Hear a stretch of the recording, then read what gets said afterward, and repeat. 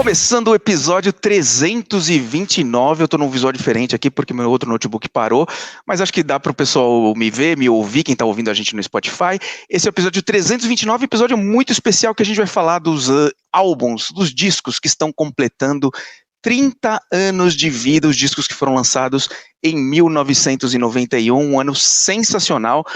A gente sempre fala disso, a gente fez há pouco tempo atrás um episódio especial de 1981, os álbuns que completaram 40 anos. Antes tínhamos feito os álbuns que completaram 50 anos, o de 71, e agora a gente vai falar dos trintões, os que chegaram há 3 décadas de vida.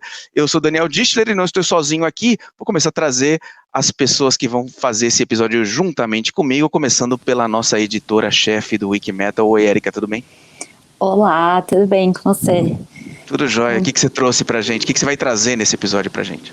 Nossa, eu vou representar o grunge nesse episódio, porque essa é a minha década preferida, dos anos 90, e 91 teve muito disco bom, então tô animada pra esse episódio. Que bom que você vai representar o grunge, porque se dependesse de mim, não estaria bem representado. Oi, Larissa, tudo bem? Tudo bem, pessoal? Hoje eu cheguei aqui bem hard roqueiro, né? Com 2 álbuns que têm capas inspiradas em grandes obras de arte europeias. E vamos ver, tem um certo embate aí com a galera que vai chegar, mas a gente fala sobre isso no episódio. Muito bom. E eu sei que a Nina tá trazendo clássicos aí, discos da primeira estirpe, é isso? É isso mesmo. 91 foi um ano complicado para escolher disco, viu? Mas consegui 2 classicões que eu vou falar sobre. Muito bem. Para completar nosso time, temos aqui a Gabriela Marchetti, que ela bateu todos os recordes, né, de audiência nos episódios que ela apresentou, e depois fala assim, não quero apresentar mais. Mas tudo bem, saiu on the high note. Tudo bem, Gabi? Tudo bom, Dani, e você?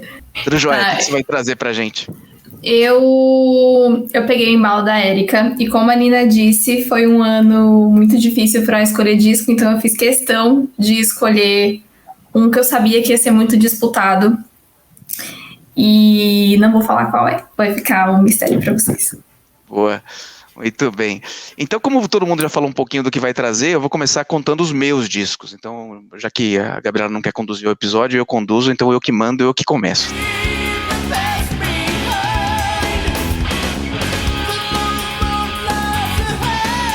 Vai lá, rei dos 7 reinos.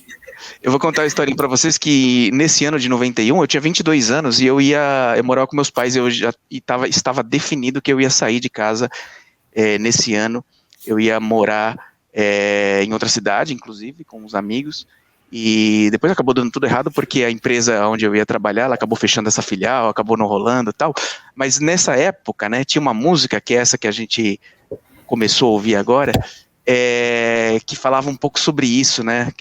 Sobre essa mudança na vida, deixar o passado para trás, o caminho que segue à frente, né?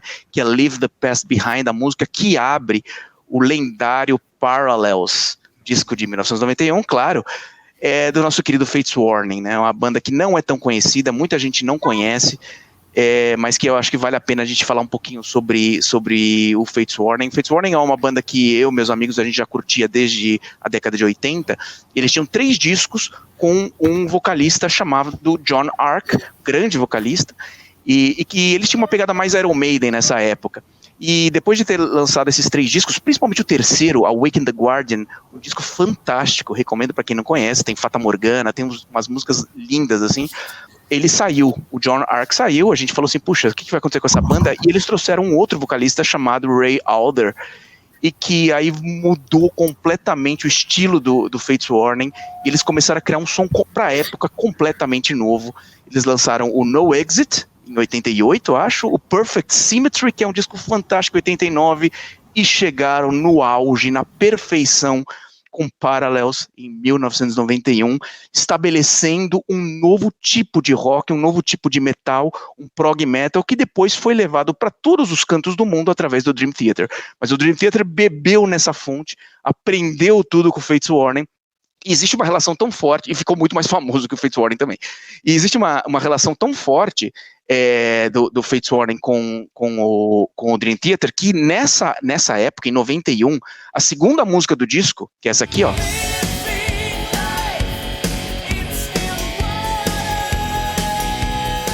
Life in Stillwater, é uma música que tem backing vocals de um jovem vocalista desconhecido na época, chamado James Labrie, que logo depois, ou nessa época, acho que tinha acabado de entrar no Dream Theater, não tinha gravado nenhum disco ainda. No ano seguinte, em 92, lançaria o grande clássico do Dream Theater, Images and Words, e o resto é história. Mas esse disco é fantástico, tem muita música legal.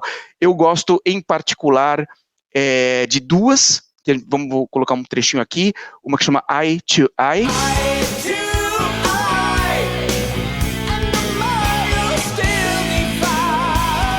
Banda fundada pelo Jim Matheus, guitarrista sensacional que teve à frente da banda o tempo todo. A outra música que eu queria que a gente ouvisse um pedacinho também se chama We Only Say Goodbye.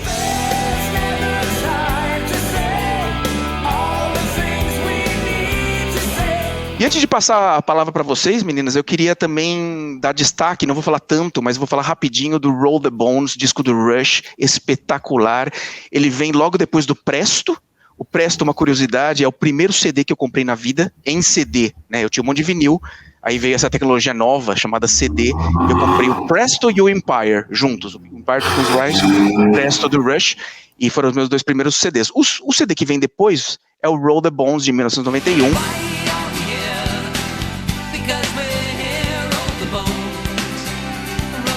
Curiosidade, ele foi lançado no dia 3 de setembro, e neste 3 de setembro teremos o novo do Iron Maiden, que então é uma data marcante para mim, mas 3 de setembro de 91 saiu Roll the Bones, disco fantástico. Eles usaram o mesmo esquema do Presto, que era o Geddy Lee e o Alex Lifeson durante o dia inteiro ficavam compondo música, enquanto o Neil Peart escrevia a letra. À noite eles se encontravam para ver o que encaixava, como fazia, ele via as novas músicas, no outro dia ele escrevia letras, ele escreveu letras tão lindas. O disco tem muita música legal, mas eu acho que esses versos que a gente vai ouvir agora de Ghost of a Chance, eles são muito bonitos, são demais.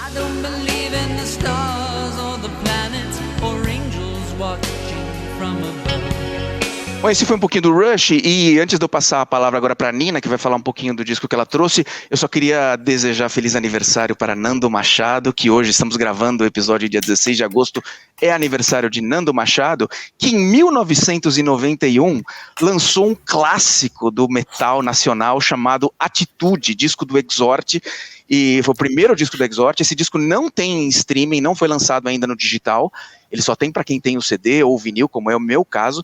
Até vou colocar um trechinho aqui para o pessoal ouvir. Tem clássicos muito legais ali, tipo Genocide, Slaves of the Society, Brainwashing, Why Me. São músicas muito legais. Depois eles lançaram o Prey, que é um disco que esse sim tem para ouvir no streaming. Mas aqui um trechinho de... Deixa eu ver o que eu vou colocar. Slaves of the Society.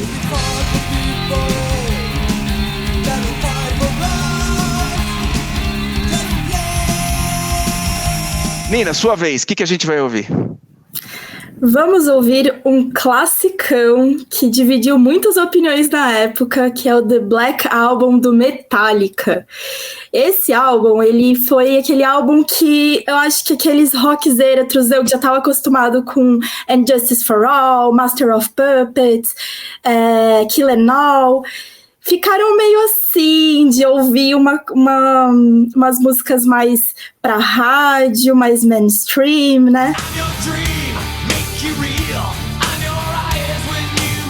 Meu top 3 desse álbum seria Sad But True, The Unforgiven e, deixa eu pensar, Wherever I Roam, porque Wherever I Roam é uma música que eu acho que não é tão falada quanto deveria.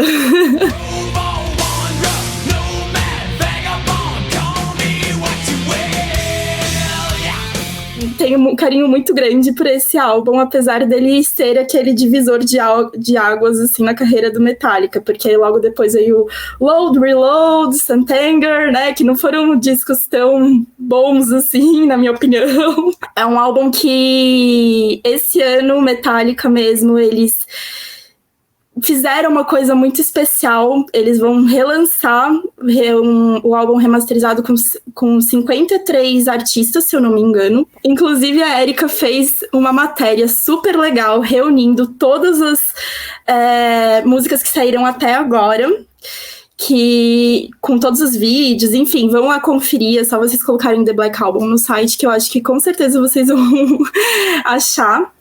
E o álbum, o remasterizado, né, com esses 53 artistas, sai dia 10 de setembro, se eu não me engano, então vale a pena ouvir. Tem muita coisa diferente, mas tem muita coisa legal também.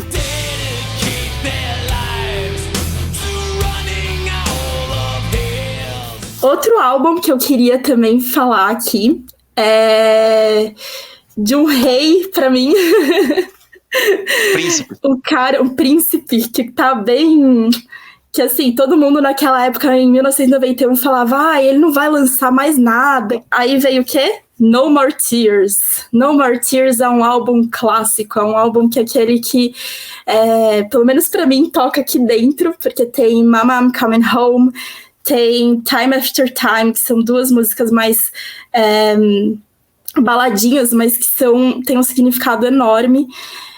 Mama, I'm Coming Home, inclusive, ele fez pra Sharon, e ele fala isso no documentário que saiu, se eu não me engano, esse ano. The Nine Lives of Ozzy Osbourne. E vale a pena ver esse documentário, que é bem legal.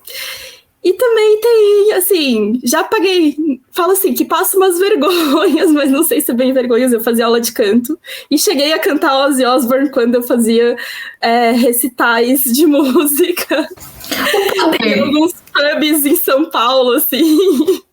Mas isso faz muito tempo atrás, eu era uma adolescente apaixonada por rock, e era bem cara de pau de subir no palco. Hoje em dia eu não consigo, confesso. Mas já cantei Mama, I'm Coming Home, No More Tears.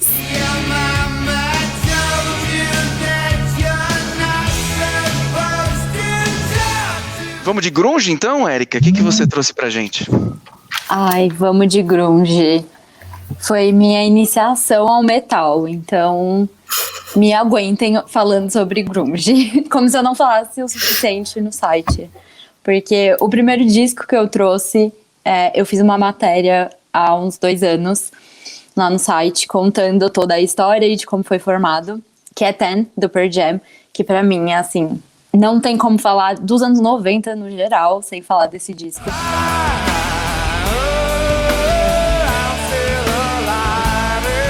Ele é muito bom. Ele foi lançado dia 27 de agosto, então daqui a pouco ele já completa 30 anos. E foi o primeiro disco do Pearl Jam, foi o primeiro disco deles depois de algumas tentativas de formação. Eles não encontravam um vocalista, depois encontravam... Enfim, foi muito difícil para eles se reunirem, mas eles conseguiram se reunir no momento assim que o grunge já estava nascendo. Então, assim, eles não foram dos primeiros, porque, já dando um spoiler, que tem Nirvana por aí no episódio, o Nirvana já estava começando. Mas o Ten, com certeza, foi um dos discos que consagrou o grunge e fez o grunge virar tudo que virou. E assim, até hoje, mesmo depois de 30 anos de banda e muitos álbuns, ainda é um disco que carrega todos os maiores hits da banda. Então, Alive é do Ten, Even Flow, Jeremy, todos com, assim, histórias que quebram meu coração toda vez que eu escuto.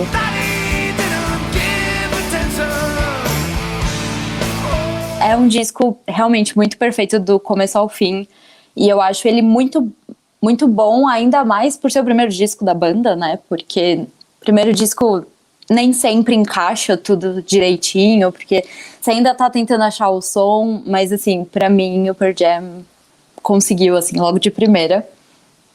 E mesmo as músicas mais lá do B, como Oceans, Black, Release, são todas muito perfeitas. Esse álbum, ele com certeza é um dos melhores da década inteira. Então ele com certeza é um dos melhores de 91, que é uma década maravilhosa também, diga-se de passagem.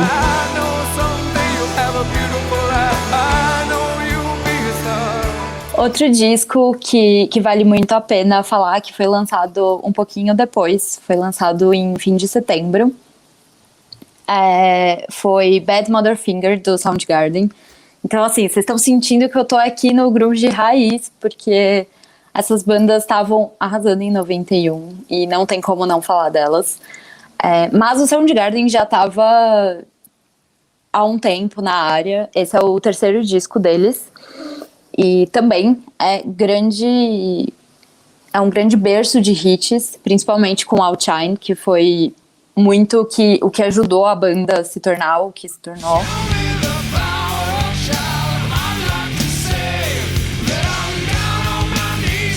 E é muito legal ver como eles estavam já em contato com o Pearl Jam, né, no Ten, quando eles estavam criando o Ten, tanto que Chris Cornell e Ed Vedder se conheceram nessa época, fizeram parcerias incríveis juntos, e mesmo assim você consegue ver a diferença do som, porque Bad Motherfinger já estava muito mais pro metal alternativo, tipo, levando o grunge para outros lados e criando coisas muito, muito incríveis, ao mesmo tempo que o Ten tava levando o grunge para outro lado, e ao mesmo tempo fazendo parte disso tudo junto. Eu acho isso muito legal. Como a Larissa comentou aqui nos bastidores, não éramos nascidas ainda na época, então é muito fácil agora pra gente olhar para trás e ver, né, o que eles estavam fazendo na época, levando o grunge para lados diferentes.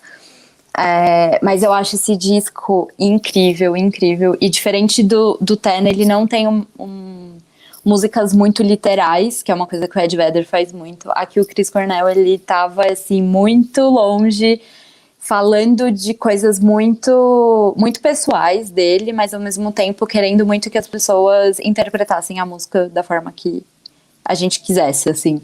Então é muito legal imaginar como as pessoas estavam pensando nessas músicas na época.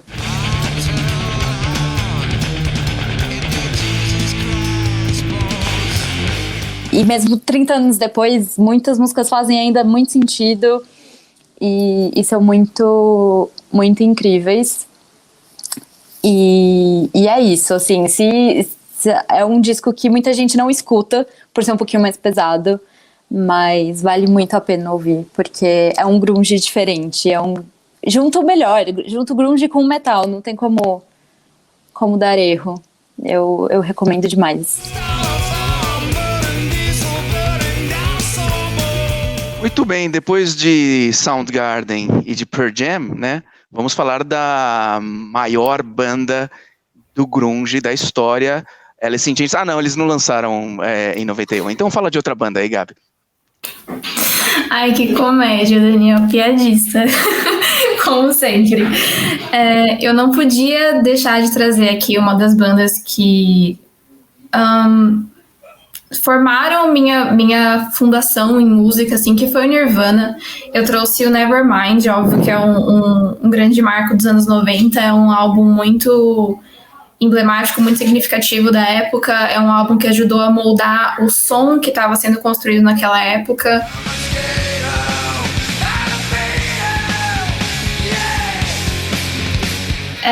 Esse álbum tem uma das primeiras músicas que eu lembro de ter ouvido e gostado, que foi Smells Like Teen Spirit. Eu não tenho a memória exata do momento em que eu ouvi, mas eu lembro que foi uma das primeiras músicas que eu lembro de gostar por conta própria. Sabe, tipo, quando você ouve algo e você pensa, bom, eu gosto disso, eu não preciso me esforçar pra gostar disso, eu só gosto. E, enfim, eu acho que o Nevermind, ele foi um grande marco nos anos 90, ele mudou o som da época, e é o primeiro álbum do Nirvana que trouxe o Dave Grohl, que apresentou o Dave Grohl na bateria, e que mudou... Acho que deu uma virada no som do próprio Nirvana, inclusive, porque ele é bem diferente do Bleach que tinha vindo antes, que era um álbum mais bruto, menos polido, menos lapidado. E o Nevermind, ele chegou com uma grande preocupação do Kurt em fazer as músicas soarem do jeito que ele queria. Então ele apostou muito em power chords, ele apostou muito em uns ganchos específicos, ele queria algumas coisas mais que fossem grudar mais na cabeça do público. Ele até comentou que a letra não importava tanto pra ele, mas ele queria que o álbum soasse de um jeito muito específico. E eu acho que o som do Nevermind é realmente a grande potência do álbum. Como eu já falei, a gente tem a bateria frenética do Dave Grohl, que a gente pode ouvir tipo em Territorial Pissings, por exemplo.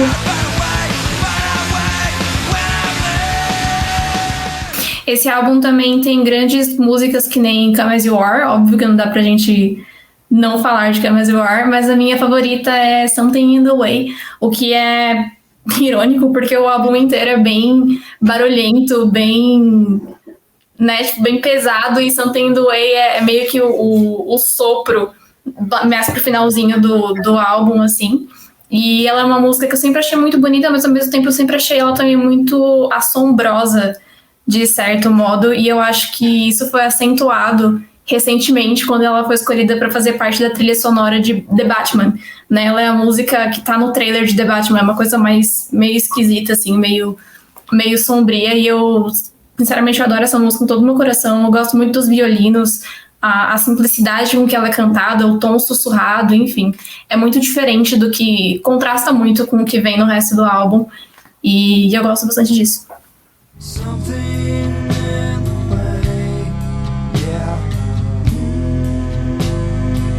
E em 91, né, aconteceu uma coisa interessante no Brasil, que a gente teve o Rock in Rio 2, né? Pra quem era da minha turma, assim, ninguém da minha turma era muito pequeno no Rock in Rio 1. E os pais não deixaram a gente ir no Rock in Rio 1, com exceção do André Matos, acho que foi o único da nossa turma que foi no Rock in Rio 1, mas aí quando veio o Rock in Rio 2, todo mundo estava sedento por ir, a maioria dos meus amigos, inclusive Nando Machado foi, eu tinha acabado de conseguir um novo emprego há 5 dias, então não pude ir, mas todo mundo foi ver várias bandas, né, teve Megadeth, teve Queensryche, teve Judas Priest, teve um line-up fantástico, e teve a maior banda do mundo, a banda que era a maior banda em 1991, a banda que dominava o mundo inteiro, né, Larissa? Sim, e vem bem nessa energia que as meninas falaram de 2 álbuns que saíram juntos. Guns N' Roses estava com o seu 3º álbum de estúdio, disco duplo, Use Your Illusion. Em homenagem a Nando Machado, eu trouxe o disco aqui para fazer que nem ele sempre faz, gente, assim, mostrando na tela, orgulhosamente, aqui com a capa trocada, sentindo sua falta, Nando. Esse álbum, eu considero os melhores, né, da carreira do Guns N' Roses. A gente tá até com uma enquete lá no site do Wikimetal sobre qual é o melhor álbum do Guns N' Roses, porque... obviamente, a estreia deles foi, assim, sensacional, né? E musicalmente, em muitos aspectos, em coesão, é o melhor álbum do Guns N' Roses, mas tem uma emoção diferente aqui.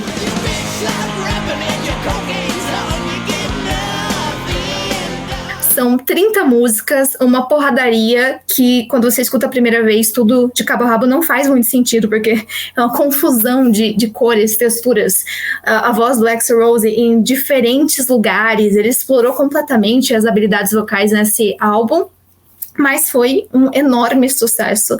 Ele foi lançado depois do início da turnê de mesmo nome, que foi uma turnê enorme, mundial, que teve 193 shows, começou em janeiro de 1991, só foi terminar lá em julho de 1993, teve essa passagem pelo Brasil, então realmente o Guns N' Roses estava lá no topo do mundo, e como eu comentei lá na nossa entrada, tinha esse embate com o grunge, né, porque... acho que era uma cultura muito diferente, com essa cultura dos machões do rock and roll, e mulher, e carro, e briga, e pá. Aí, nesse caso, apesar de eu ter trago aqui o disco do Guns N' Roses, na treta Axl Rose e Kurt Cobain, a gente sabe, e a gente torce sempre por Kurt Cobain, que estava com toda a razão, né? Tem mesmo que botar Axl Rose no seu lugar. Mas é isso, gente. Esse álbum tem... eu acho que se a gente também são 30 músicas, tinha que ter muito hit, uma porradaria de hit, mas você tem grandes destaques, e a minha música favorita do Guns N' Roses, assim, ever, que é Coma, que não é, eu acho que é uma música que todo mundo escuta ou gosta, 10 minutos, não tem refrão, minha favorita do Guns N' Roses.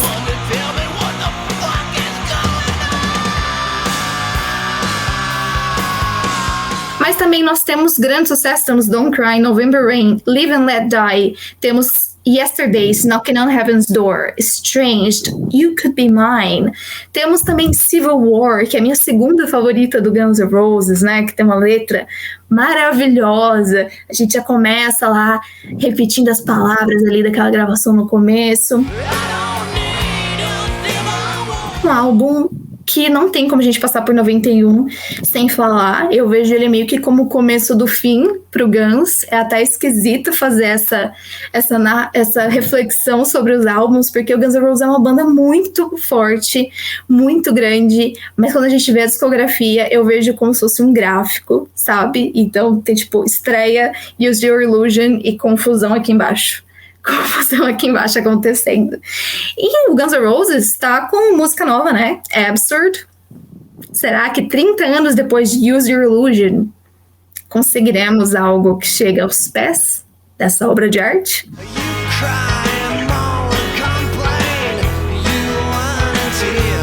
É engraçado que a Erika tinha trazido esse questionamento mais ou menos há um tempo atrás, no começo do episódio, que ela mencionou de que 30 anos depois os maiores hits da banda ainda estavam naquele álbum que foi lançado em 91. E aí é uma coisa pra gente pensar, né? Tipo, é uma coisa boa que 30 anos depois esses maiores sucessos sejam os de 30 anos atrás, sabe? Não que seja uma coisa ruim, óbvio. A gente sabe que clássicos são clássicos, então, obviamente, sei lá, eles nunca vão, as músicas que vêm depois não vão ter o mesmo brilho que aquelas primeiras tiveram, né? Mas é muito engraçado como isso acontece. Como alguns sucessos não são imbatíveis, né? Sim. Eu acho que também tem uma parada do público não ter o mesmo afinco com os novos lançamentos, mas eu acho que torna esses álbuns ainda mais relevantes, assim.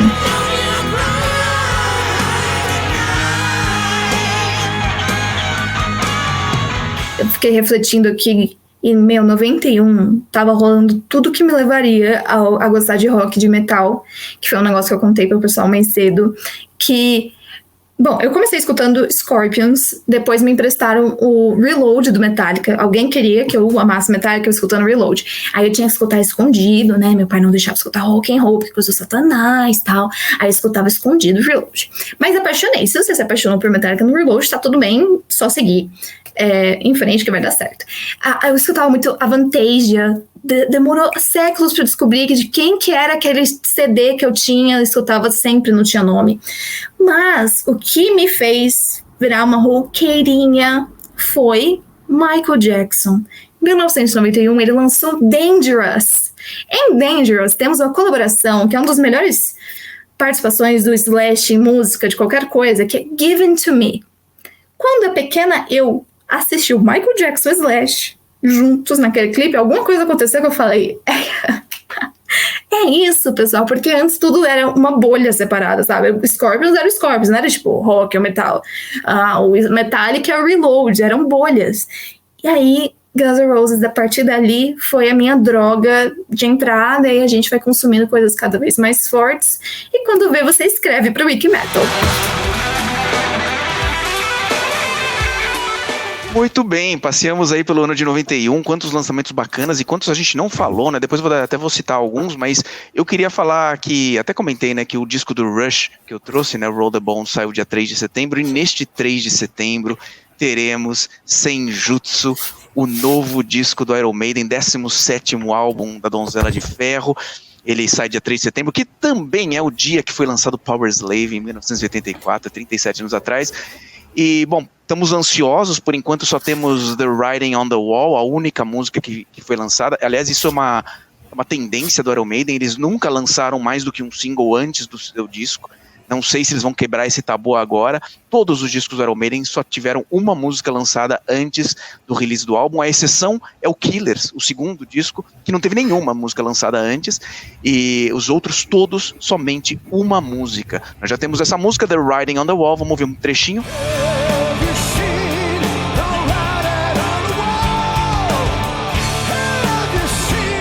E vamos ver o que vai acontecer dia 3 de setembro, talvez. Eu tô na esperança que vai ser um outro single até lá. Eu acho que eles vão quebrar esse tabu, mas não sei. Mas estamos nesse nessa ansiedade. Eu tô muito ansioso para ouvir Days of Future Past. Essa música é uma colaboração do Adrian Smith e do Bruce Dickinson, uma música curta de 4 minutos. Eu acho que essa vai ser um hit fantástico do álbum. Tô colocando minhas fichas nessa música, mas não ouvi nada ainda. Estamos ansiosos. Quem sabe a gente traz um episódio especial com mais coisas do Iron Maiden aí em breve. E é isso, né, meninas? Foi bem bacana esse ano de 91, esse episódio especial, né? Muito bacana. Eu queria só, até, a gente estava comentando, acho que a gente vai fazer as listas, enquetes, tudo no site do Wikimetal, então sigam a gente nas nossas redes sociais, no nosso portal, wikimetal.com.br, lá você vai ver tudo que a gente falou aqui, os episódios, as listas, as enquetes de 91, tem outros álbuns que a gente nem teve tempo de falar, como, por exemplo, teve o Hey Stupid do Alice Cooper, teve, Blood Sugar Sex Magic do Red Hot Chili Peppers, tipo, o primeiro disco com Rick Rubin na produção, teve 1916 do Motorhead, o último disco do Motorhead com Phil Animal Taylor na bateria, teve o Arise do Sepultura.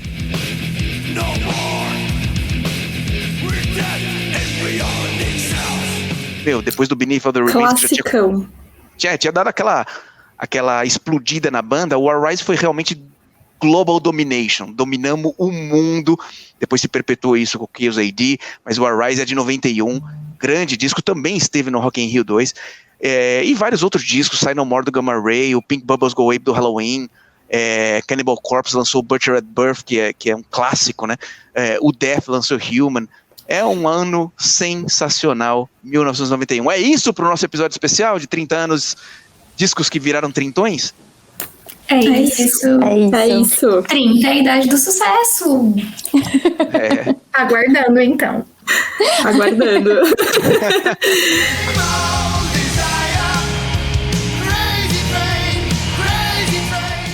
Eu tava reparando que só o Dani tava vivo nessa época, né?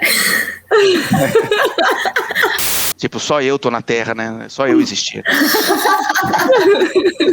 Não falou nada até o momento. Mais explícito que falar assim, ele é o único vivo. Como